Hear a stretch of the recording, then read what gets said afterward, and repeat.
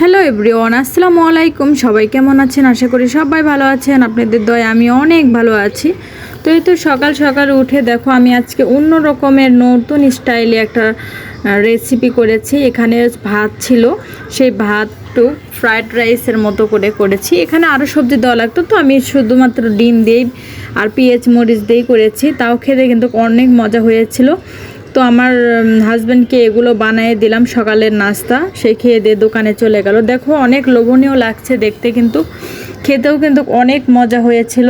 এরকম নতুন নতুন আইটেম করে দিলে কিন্তু সবার কাছে ভালো লাগে আর নিজের কাছেও ভালো লাগে যে নতুন কিছু খাওয়াতে পারতেছি। তো এই তো আমি পরিবেশন করে দিয়েছি, আমার মেয়েকেও দিয়েছি। তো দেখো কত লোভনীয় লাগছে খেতে, কিন্তু ভীষণ মজা হয়েছিল। আমি আবারও বললাম, তো আমি একটু ধরতেছিলাম যে কেমন লাগে, কালারটা যে এত সুন্দর এসেছিল।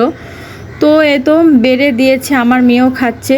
অনেক কাজ আছে, যেহেতু নতুন বাসায় এসেছি, একটু একটু করে সব কাজ শেষ করতেছি। একবারে তো আর অত কাজ করা সম্ভব না, তো অল্প অল্প করে কাজ করে করে আমি শেষ করতেছি। আবার কাপড় ধোয়া আছে। এখানে আমার মেয়েকে দিচ্ছিলাম, আমার মেয়ে বলতেছিল ছোট ফ্রিজে খাবে, তো তার জন্য তাকে বেড়ে দিলাম। আমার মেয়ে অনেক পাকনা, বলতেছে আমাকে সব দিয়ে দিলে আমার আব্বু কি খাবে।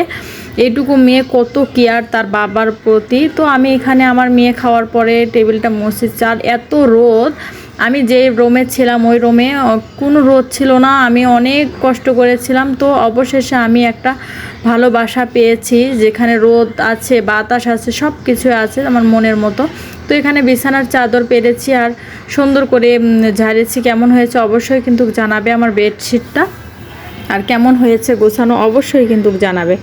তো রুম তো গোছানো শেষ হয় না, তো এখানে যেহেতু ওয়ার্ড্রোব নাই, ওয়ার্ড্রোব আনতে হবে আর নতুন করে জিনিসপত্র কিনতে হবে। ওয়ার্ড্রোব ছিল, ভেঙে গেছে, মানুষকে দিয়ে দিয়েছি। তো এখন র্যাকে সুন্দর করে গোছাইতে হবে, কারণ যেহেতু এখন ওয়ার্ড্রোব নাই বর্তমানে। তো এখানে আমার মেয়ের পিচ্ছি পিচ্ছি কাপড়গুলো বেশি ভেজাল করে, কারণ পিচ্ছি পিচ্ছি কাপড় ওয়ার্ড্রোবের মধ্যেই ভালো থাকে। তো তাও আমি এখানে সুন্দর করে গুছিয়ে নিচ্ছিলাম, কারণ পরিষ্কার পরিচ্ছন্নতা ইমানের অঙ্গ। তো আমার কাছে সবসময় পরিপাটি করে রাখতেই ভালো লাগে রুম। তো আমার রুম গোছানো কেমন হয়েছে অবশ্যই কিন্তু আমাকে জানাবে।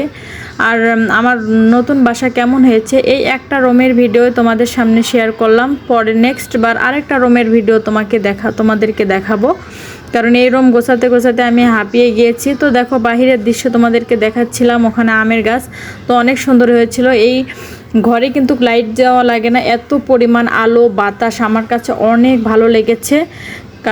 ওই জন্য আমি গোছাইতেছিলাম। আরেকটা রুম পরে গোছাবো, তোমাদের সাথে একটা রুমে শেয়ার করলাম, আরেকটা রুম পরে গোছায় তোমাদেরকে দেখাবো।